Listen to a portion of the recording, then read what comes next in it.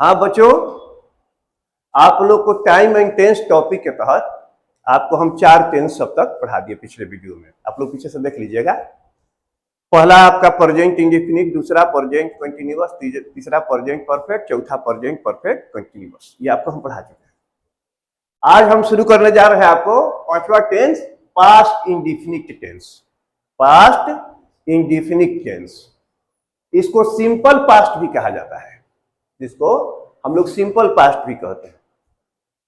इसमें स्ट्रक्चर क्या लगता है, देखिए क्वेश्चन में लिखा हुआ है subject plus V2 plus object. Subject समझ रहे करता, V2 मतलब क्रिया का दूसरा रूप, ऑब्जेक्ट समझ रहे आप लोग, subject plus V2 plus object. अब चलिए, पास्ट इंडेफिनिट टेंस का पहला रूल, पास्ट इंडेफिनिट का पहला रूल क्या है, अब बोर्ड पर देख लीजिए एक बार।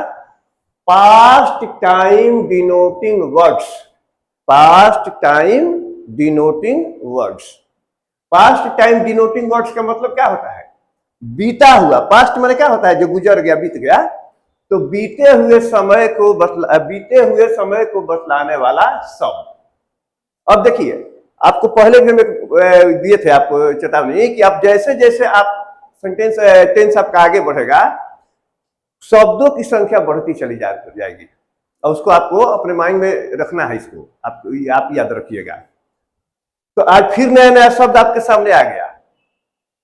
अभी आपका शब्द नया है क्या, एस्टरडे। एस्टरडे तो आप लोग समझ रहे होंगे, बीता हुआ कल। अब इसको देखिए कैसे पढ़ेंगे हम। ये अबली करके है, एस्टरडे से बना हुआ है।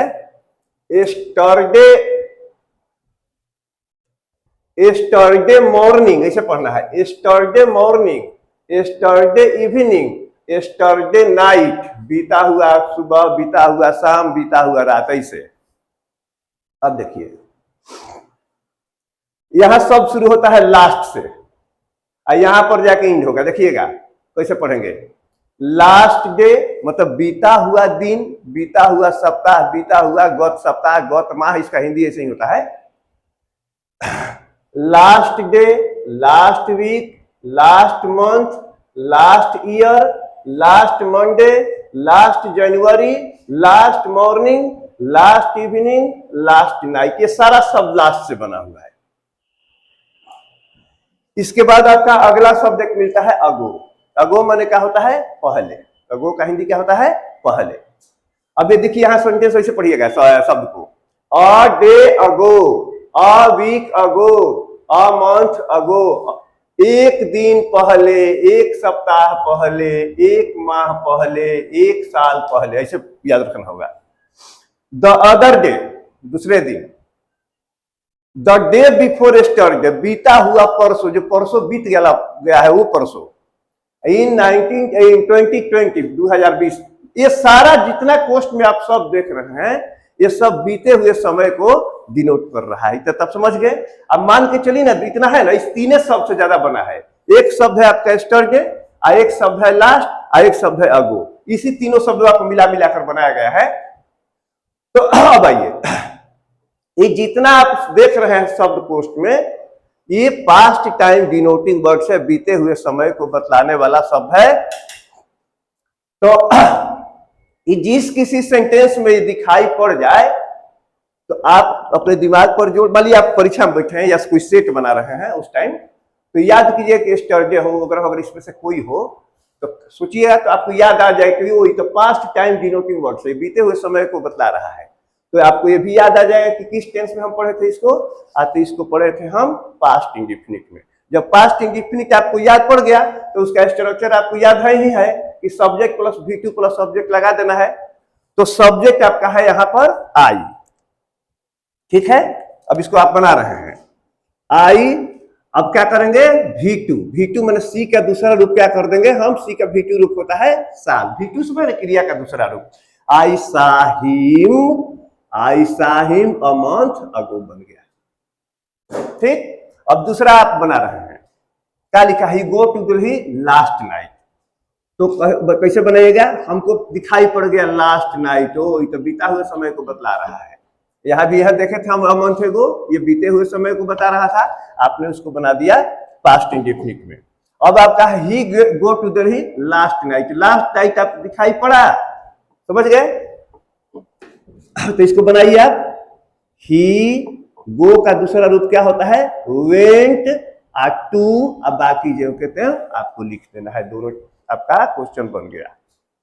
ठीक है, अब इसे आपको याद रखना होगा, ये किसी भी सेंटेंस में ये सब दिखाई पड़ जाए आपको आंख मूंद के पास्ट इंडेफिनिट बना देना है, कोई टेंशन नहीं। अब चलिए, अब हम दूसरे रूल की तरफ बढ़ते हैं। दूसरा रूल क्या कहता है? अनफुलफिल्ड विश, अपूर्ण इच्छा, ऐसी इच्छा जो पूरी नहीं हुई हो। एक शब्द मिलता है आपका कोष्ट में डिजायर, दोनों शब्द देखिए जैसा, डिजायर माने भी इच्छा ही होता है, अपूर्ण इच्छा जो पूरी नहीं हो। और दूसरा शब्द क्या मिलता है आपको? इमेजिनेशन। इमेजिनेशन तो आप लोग समझ रहे हैं, इमेजिन मन होता है कल्पना करना। आपके साइंस टीचर लोग भी पढ़ाते होंगे तो कहते हैं कि ये काल्पनिक रेखा है, चाहे काल्पनिक इसे ऐसे करके बताते हैं सर लोग, हमसे बेहतर आप लोग जानते हैं। तो काल्पनिक उसको ऐसे ऐसे डॉट डॉट करके लोग दिखाते हैं कि काल्पनिक है। तो उसका तो हम लोग लिटरेचर के टीचर हैं, हम लोग का अपना भाषा है। तो काल्पनिक, कल्पना क्या है? जिसको हम लोग साहित्य की भाषा में अगर कहें तो इसके एक मुहावरा होता है, ख्याली पुलाव बनाना। मन में ख्याली पुलाव बना, कोई कहता है मन में जलेबी छान के खाना, मन में जलेबी छान के खा जाना है, कुछ है नहीं वहां पर, लेकिन मन में जलेबी छानिए और खाइए, वही कल्पना है। अब इसको सेंटेंस को शुरू करने के लिए कुछ इसमें शब्द होता है, और भी शब्द होता है, समय के साथ बताएंगे। जैसे यदि मैं राजा होता, यदि मैं राजा होता तो मैं उसे अपनी रानी बनाता। सोचने में क्या पैसा लग रहा है? सोचिए, यदि मैं चिड़िया होता तो मैं आकाश में उड़ जाता। सोचिए, सोचने में दाम लग रहा है। तो अब देखिए यहां पर मामला क्या है। आपका एग्जाम्पल है, if I be a bird I would fly in the sky. If I be a bird I would fly in the sky. जब बन के तैयार होगा तो इसका अर्थ निकलेगा कि यदि मैं चिड़िया होता तो मैं आकाश में उड़ता। अब यहां पर क्या है? सब्जेक्ट जो है कल्पना कर रहा है। कल्पना, एक गाना, फिल्म में गाना था कि जब नौकरी लगेगी तो क्या होगा। एक लड़का कल्पना कर रहा है कि जब नौकरी लगेगी तो क्या होगा, पांव में बूट होगा, बदन पर सूट होगा, हाथों में गोरी का हाथ होगा। अब देखिए, तो सोच रहा है, सोचो, सोचने में कौन पैसा लग रहा है। तो सोच रहा है कि जब नौकरी लगेगी तो क्या होगा, पांव में बूट होगा, बदन पे सूट होगा, हाथों में गोरी का हाथ होगा। कहीं सपना उसका टूट गया, नौकरी नहीं लगा, तब क्या होगा? तब गोरी का छोड़िए ना, काली का भी हाथ नहीं होगा। गोरी का तो नाम ही मत लीजिए, काली भी हाथ नहीं देगी, क्योंकि हर लड़की के सपने में राजकुमार आते हैं, मजदूर नहीं आते हैं। बात समझ रहे हैं? कोई लड़की जब सपना देखती है, ख्याल करती है रात में सोए में, तो ऐसा कल्पना करती है कि घोड़ा पर सवार होकर मेरा दूल्हा आएगा, माथा पर मुकुट पहना रहेगा। ये क्या बात करना है? कोई ऐसा लड़की सब थोड़ा सपना देखती है कि मेरा दूल्हा जो आएगा कांधी पर रख ले कुदारी, या उधर से पसीना पोछता है, कांधी पर गमछी लेकर आएगा। ऐसा कोई लड़की कल्पना करती है? तो कहने का मतलब मेरा ये है कि गोरी का हाथ चाहिए ना आपको, तो बोलिए हाँ तो पढ़िए, बिना पढ़े गोरी का हाथ मिलने वाला नहीं है। चलिए आगे बढ़िए। क्या कहता है? If I be a bird I would fly in the sky. यदि मैं चिड़िया होता तो मैं आकाश में उड़ता। तो आपको प्रश्न के रूप में क्या मिल गया? बी। आपको हम पहले से ही बता चुके हैं, फिर बता दे रहे हैं कि जब भी प्रश्न के रूप में आपको बी मिलेगा तो इसमें 5 वो क्रिया होता है। कौन कौन? इज, एम, आर, वाज और वर। इज, एम, आर, वाज, वर। अब इस 5 में से एक हम चुनेंगे, कोई एक ही सही होगा। कौन सही होगा? तो ऐसे सोचिए आप, ये रूल जो है अनफुलफिल्ड विश या डिजायर या इमेजिनेशन, इसको किस टेंस में पढ़ रहे हैं? तो आपके मुंह से निकलेगा कि पास्ट इंडेफिनिट में। आज जैसे ही आपके मुंह से निकलेगा पास्ट, आई लोग सुनेगा, 3 गो मार्केट से आउट हो जाएगा। इज, एम, आर काहे गायब हो जाएगा? क्योंकि इज, एम, आर जो होता है कभी भी पास्ट में नहीं प्रयोग होता है, उसका जब भी होता है तो प्रेजेंट में होगा। तो पास्ट का नाम सुनते ही इज, एम, आर बेचारा मार्केट से आउट हो गया। अब बच गया आपका वाज और वर। अब भैया अगर एक कोई सिंपल सेंटेंस होता है, जैसे मैं राजा था, मैं धनी था, ऐसा ट्रांसलेशन होता, तो आई के साथ सब लोग जानता है कि आज वाज होता है। I was king, I was rich, I was poor, ऐसे। लेकिन यहां मामला दूसरा है, यहां काल्पनिक सेंटेंस, यहां कल्पना किया जा रहा है। तो कल्पना आप कर रहे हैं कि मैं, आप सोचो कि चिड़िया थोड़े ना है, सोच रहे हैं कि यदि मैं चिड़िया होता। अब देखिए तो इसमें कौन सेंटेंस लगेगा, कौन क्रिया लगेगा आपको, इसमें लगेगा वर। कैसे बनाइएगा आपको, if I were a bird, अब बाकी जो कहते हैं आपको लिख देना है। अब आपके मन में सवाल आएगा, चाहे मान लीजिए आपके कॉपी पर लिखा हुआ है, कोई गार्जियन आपको पूछ देता है कि बाबू आई के साथ वर क्यों लगाए हो, आई के साथ वाज लगता है, सवाल आ सकता है आपके मन में, चाहे अभी सोच रहे होंगे आप। आपको बता दें ये सिंपल सेंटेंस नहीं है, एक काल्पनिक सेंटेंस है। याद रखना बच्चे, काल्पनिक सेंटेंस में कभी भी, काल्पनिक सेंटेंस में सब्जेक्ट चाहे आपका कैसा भी रहे, सिंगुलर रहे तो, प्लूरल रहे तो, आई रहे, ही रहे, सी रहे, दे रहे, यू रहे, कुछ भी रहे, आपको वर्ब हमेशा लगाना है प्लूरल ही। और आपको एक बात और बता दे रहे हैं, ऐसे सेंटेंस में ई जय मारो इबो नहीं करेगा, जब आएगा तो वाजिब और का ऑप्शन हो आएगा। आपको अगर कॉपी पर नोट करेंगे तो यहाँ पर हम पोस्ट में लिख लीजिएगा पी भी, आपको याद रहेगा कि प्लूरल वर्ब ही लगाना है, इसीलिए हम आपको इंडिकेट कर दिए कि ऐसे सेंटेंस में क्या लगेगा, पी भी प्लूरल वर्ब। ठीक है, एक और एग्जांपल लिखा है, if I become the PM of India, यदि मैं भारत का प्रधानमंत्री हो जाता तो क्या करता। अब मैं सोच रहा हूं, आज गैस सिलेंडर का कीमत देख रहे हैं ना, लेकिन अगर मैं सोचूं कि अगर मैं प्रधानमंत्री होता तो गैस सिलेंडर का दिक्कत नहीं होने देता, मैं सोच रहा हूं वैसा। तो कैसे करेंगे हम, यदि मैं भारत का प्रधानमंत्री बन जाऊं, हो सकता है भविष्य में बन भी जाए, तो कैसे इसको हम बनाएंगे, इफ आई, यहां प्रश्न के रूप में मिला है बिकॉम, तो आपको वही फॉर्मूला यूज करना है V2 वाला। तो क्या बनाइएगा, इफ आई बिकेम, बाकी जो लिख दिए, if I became the PM of India, यदि मैं भारत का प्रधानमंत्री बन जाऊं तो आई वो रिमूव पॉवर्टी, मैं यहां देश से गरीबी को हटा देता। ये मेरा कल्पना है।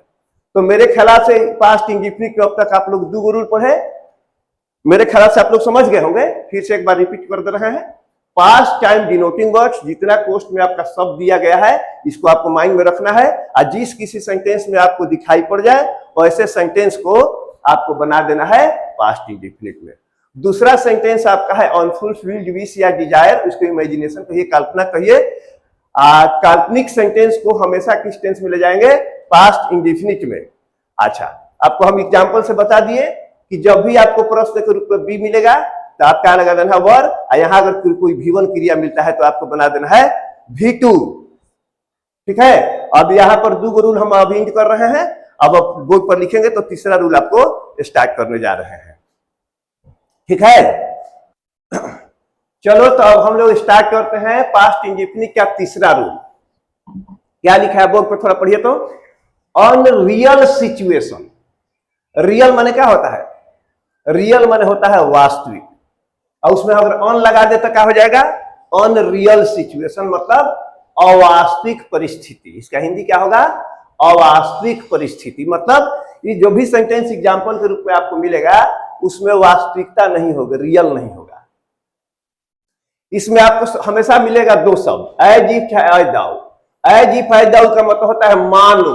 आप सेंटेंस बताएंगे तब तो आप समझ पाइएगा, इसको याद रखिएगा। और ये सेंटेंस में आपको दिखाई पड़ जाए ये दोनों शब्द एज इफ या एज दाउ, तो इसका हिंदी क्या निकलता है, मानो। बता रहे एग्जांपल में आ जाएगा, क्लियर हो जाएगा आपका। फिर से एक बार बोलेंगे, ये अनरियल सिचुएशन, अवास्तविक परिस्थिति। जैसे वह ऐसे चलता है मानो वह लंगड़ा हो, मतलब वो लंगड़ा है नहीं, वो चलता ऐसे है। वह ऐसे गाती है मानो लता मंगेशकर हो, मतलब वो वास्तव में लता मंगेशकर नहीं है, उसकी तरह ऐसे मानो। तो कहने का मतलब वह ऐसे बात करता है मानो वह पागल हो। गांव में झगड़ा होता है तो आदमी कहता है कि बात तो ऐसे बतिया रहा, लगता है तू गवर्नर हो, मतलब गवर्नर नहीं है। तो ऐसे बात करता है मानो वह पागल हो। वह ऐसे गाती है मानो वह कोयल हो, मतलब वास्तव में वो है नहीं। यहाँ काल्पनिक सेंटेंस जैसा ही है थोड़ा बहुत, लेकिन उसमें वास्तविकता नहीं है। वह ऐसे गायब हो गया मानो वह भूत हो, वह ऐसे रखता है मानो वह तोता हो, वह ऐसे खराटे लेता है मानो वह घोड़ा हो। आदमी से कंपेरिजन करता है ना, तो उसी टाइप का सेंटेंस है। तो अब आइए, आपको तो बनाना है। तो अब देखिए, जिससे किसी सेंटेंस में एज इफ एज डाउन मिल जाए, उसका अर्थ निकलता है मानो।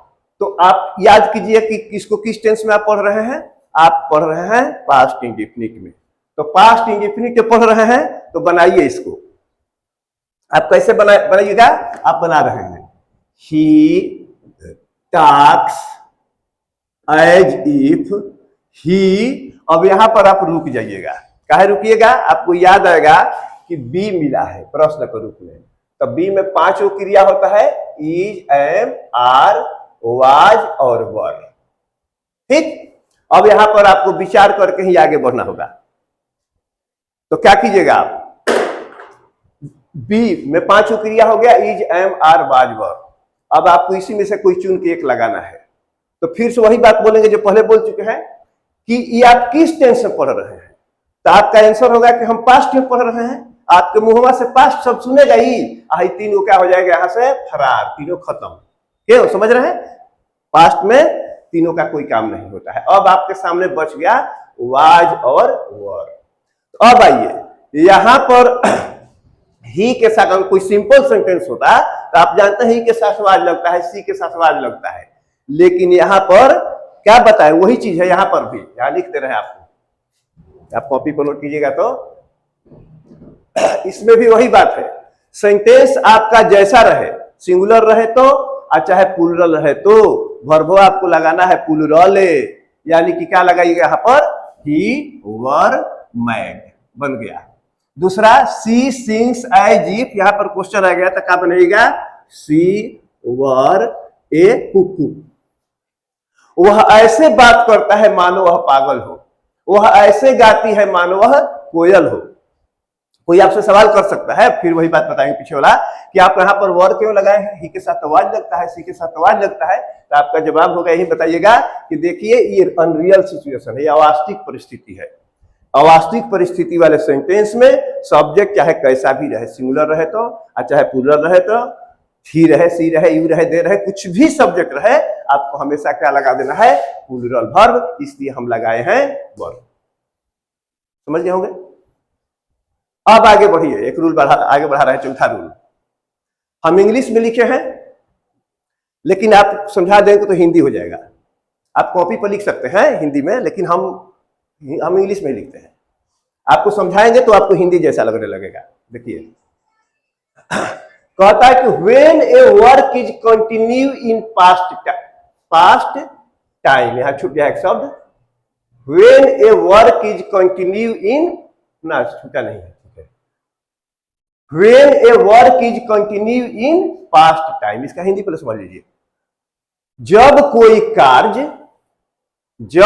कार्य कंटिन्यू मन जारी हो, चल रहा हो, कहां, इन पास्ट टाइम, पास्ट के किसी समय बिंदु में, पास्ट समय में जब कोई कार्य जारी हो। अगर हिंदी में लिखवाते तो ऐसे लिखवाते हैं कि पास्ट समय में जब कोई कार्य जारी हो। अच्छा, and another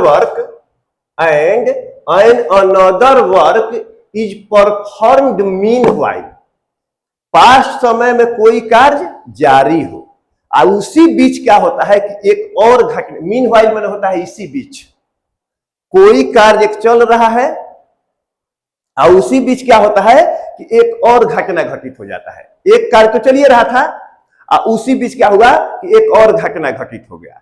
जैसे मान लीजिए आप पढ़ रहे हैं, अब पंखा गिर गया, आपका मूड़ी फूट गया, तो कैसे कहिए घर जाकर, घर के लोग पूछेंगे कि तुम्हारा माथा कैसे फूट गया, तो कैसे आपको आंसर दीजिएगा कि क्या कहें, जब हम लोग पढ़ रहे थे कि पंखा गिर गया। अब आइए यहां पर पढ़ने वाला काम जो था हम लोग तो जारी था, चल रहा था। अब पंखा गिरने का जो काम हुआ अचानक बीच में घटित हो गया। मेरी बात को समझ रहे हैं। तो जब हम लोग पढ़ रहे थे कि पंखा गिर गया, तो अब समझिए, फिर से एक पीछे चलिए। पास्ट समय में जब when A work is continue in past time, माने पास्ट समय में कोई कार्य जारी हो, चल रहा है, एंड अनदर वर्क, एक दूसरा कोई कार्य, इज परफॉर्म मीनवाइल, उसी बीच क्या होता है कि दूसरा घटना, दूसरा कार्य घटित हो जाता है। तो क्या कहता है रूल, देखिए, वी यूज हम लोग प्रयोग करते हैं, क्या प्रयोग करते हैं? अतः पास्ट इंडेफिनिट क्या प्रयोग करते हैं? किसके लिए? अतः फॉर द सेकेंड वर्क, जो बाद में घटना घटित हुआ रहता है, उसके लिए हम पास्ट इंडेफिनिट का प्रयोग करते हैं। फिर मैं एक बार समझा दे के मिला के, पास्ट समय में जब कोई कार्य जारी हो और उसी बीच एक और काम हो जाता है, एक और घटना घटित हो जाता है, तो जो बाद में घटना घटित होता है उसके लिए हम किस टेंस का चुनाव करते हैं? पास्ट इंडेफिनिट का। कैसे? एग्जाम्पल से पकड़िए तो, व्हेन सी प्रश्न के रूप में है वॉच टीवी, हर हस्बैंड प्रश्न के रूप में है ना, है एक बना दो कम से कम, दोनों क्वेश्चन हो जाएगा तो ठीक नहीं है, एक तरफ बना लो। When she was watching TV, when she was watching TV. अब इसका तो अर्थ निकल रहा है सीधे सीधे कि जब वह टीवी देख रही थी। कहने का मतलब टीवी देखने वाला काम जो था वो चल रहा था, टीवी पर देख रही थी। अब उसके बाद क्या हुआ? एक घटना क्या घटा कि उसी बीच क्या हुआ? हर हस्बैंड अब प्रश्न के रूप में हो गया कम। अब आइए यहाँ पर, टीवी देखने वाला कार्य जारी था और उसी बीच घटना क्या घटित हुआ कि उसके हस्बैंड घर पे आ गए। हस्बैंड का मतलब आप लोग समझते हैं? हस्बैंड का परिभाषा जो होता है हम लोग साहित्य के टीचर के नजर में, हस्बैंड, ऐसे भी हम हस्बैंड ये है, तो हस्बैंड का मतलब होता है ऐसा बैंड जिसको कितना हो बजाओ उससे आवाज नहीं निकलता है, उसी को हस्बैंड कहा जाता है। हंसता हुआ बैंड, मतलब कितना हो बजाओ हंसते ही रहेगा, उसका नाम रहता है हस्बैंड। और वाइफ किसको कहते हैं? वाइफ चार शब्द से बना है, WIFE, without information fighting every day, जो बिना सूचना के पर जो लड़ाई करे उसको हम लोग वाइफ कहते हैं। Without information fighting every day, बिना सूचना के पर दिन जिससे लड़ाई हो जाए उसको हम लोग क्या बोलेंगे? वाइफ। आई हस्बैंड तो भैया है कि कितना उनको बजाओ ही हंसते रहेंगे। चलिए, तो when she was watching TV, जब वह टीवी देख रही थी तो क्या हुआ? तो उसके हस्बैंड आ गए। तो क्या होगा? हर हस्बैंड कैसे बनाइएगा? पास्ट इंडेफिनिट में V1 को क्या कर दीजिएगा? V2, हर हस्बैंड केम। अब बन के तैयार हो गया कि जब वह टीवी देख रही थी उसके हस्बैंड आ गए। अगला बनाइए, व्हेन आई वाज वॉकिंग, जब मैं टहल रहा था, ये तो कार्य जारी था, मैं चल रहा था, तब तक क्या हुआ? आई सी ए स्नेक, मेरे टहलने वाला काम जारी था, जा रहे थे, तब तक क्या हुआ? एक सांप दिखाई पड़ गया। तो टहलने वाला कार्य जो मेरा जारी था, अब बीच में क्या घटना हुआ कि मुझे एक सांप दिख गया। तो ऐसे तो कंटिन्यूअस मिलबे करेगा, लेकिन अभी आपको बता दें हम अभी है कि जो फिर से कर बोल दे रहे हैं कि पास्ट समय में जब कोई कार्य जारी हो और उसके बीच एक और घटना घटित हो, दो काम का जिक्र हुआ है, एक तो चल रहा है, एक जो घटित हुआ। तो जो चल रहा होता है उसको पास्ट कंटिन्यूअस में बनाते हैं, आपको एडवांस में बता दे रहे हैं। जो चल रहा होता है उसको पास्ट कंटिन्यूअस में बनाते हैं, और जो बीच में अचानक घटना घटित हो जाता है उसको किस टेंस में बनाते हैं? पास्ट इंडेफिनिट में बनाते हैं। मेरे ख्याल समझ गए होंगे, तो बनाइए इसको। व्हेन आई वाज वॉकिंग, जब मैं टहल रहा था, तो अभी क्या हुआ कि मैंने क्या देख लिया? आई सा ए स्नेक, मैंने सांप देखा। मेरे ख्याल से आप अब तक 4 रूल पढ़े, आप चारों रूल्स हमारे ख्याल से समझ गए होंगे। अब हम आपको स्टार्ट करने जा रहे हैं आपका 5वां रूल। चलिए, अब देखिए आपका पास्ट इंडेफिनिट का 5वां रूल क्या कहता है, पढ़िए एक बार फिर से। When 2 works are performed in past time, when 2 works are performed in past time, माने पास्ट समय में, बीते हुए समय में कोई कार्य, 2 कार्य हुआ हो, कोई कार्य नहीं 2 कार्य हुआ हो। कैसे? आपको समझने के लिए हिंदी थोड़ा सा लिख दी है, एक पहले और एक बाद में। पास्ट समय में 2 कार्य हुआ हो, एक पहले और एक बाद में, एक पहले और एक बाद में। तो क्या कहता है? वी यूज हम लोग प्रयोग करते हैं, क्या प्रयोग करते हैं? Past indefinite for the second work, दूसरे कार्य के लिए। आपको फिर से पीछे बता दे रहे हैं कि पास्ट समय में 2 कार्य हुआ है, एक पहले और एक बाद में। अब यहां पर समझिएगा, थोड़ा सा हम क्लियर कर रहे हैं।